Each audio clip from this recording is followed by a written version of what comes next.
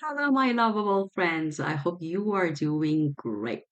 In today's class, we're gonna continue talking about the topic of education.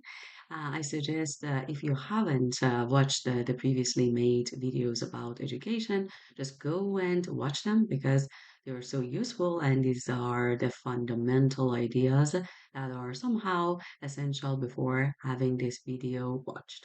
But otherwise, if you have watched them or if you want to watch them later on, that's okay.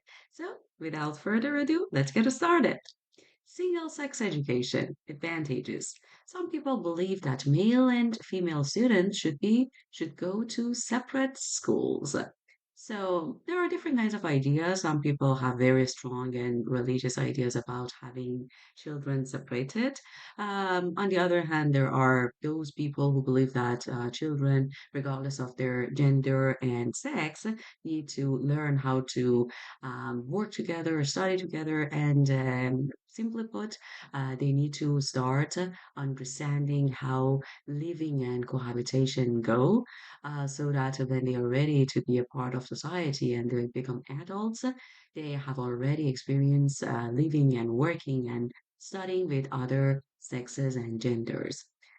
We are not talking about which side is better, but I'm just going to give you some ideas about both parts so that if the topic comes up, you've got plenty of ideas based on your own understanding or the side that you feel much more confident um, supporting and explaining. And generally speaking, IELTS does not want you to get involved in religious or very strong ideas. But maybe in some situations, you might receive something like this as the question.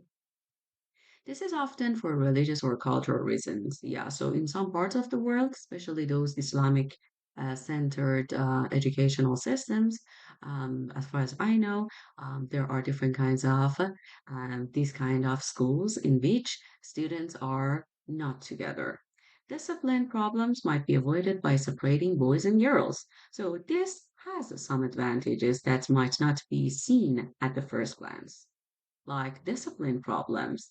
Because girls and boys are not together, it's easier to teach and guide them. Boys and girls may learn in different ways and have different needs.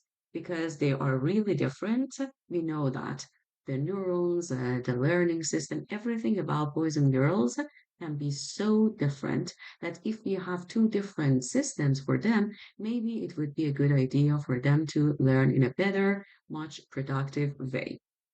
Students at single-sex schools often get better exam grades. So based on what we learn from this sentence, we can say that, yeah, based on the evidence and the proof, students who have participated in single-sex schools have performed better results. Okay, so as usual, the end of the story is not here, so we need to continue talking about the other point of view, which are about the disadvantages, as always. Separating boys and girls is unnecessary, so it's like really ridiculous. It is unhealthy in terms of children's social development. In terms of is a very beautiful phrase that could be used instead of about or regarding. It's a very good one to be used in your writing. Many co-educational schools are extremely successful. So if you remember in the previous discussion that we were talking about the pros of single-sex education, we were saying that the proof supports the fact that those schools in which students are separated have performed a very good result. But now we are saying that it doesn't mean that those which are co-educational ones have not provided perfect results. A mixed sex environment is more representative of real life. So take a look at different kinds of phrases that could be the alternatives to a co-educational or single sex or a mixed sex. So one of the keys to getting a very high band score, 7 and plus, is the ability and skill to use a wide variety of words and vocabulary and phrases.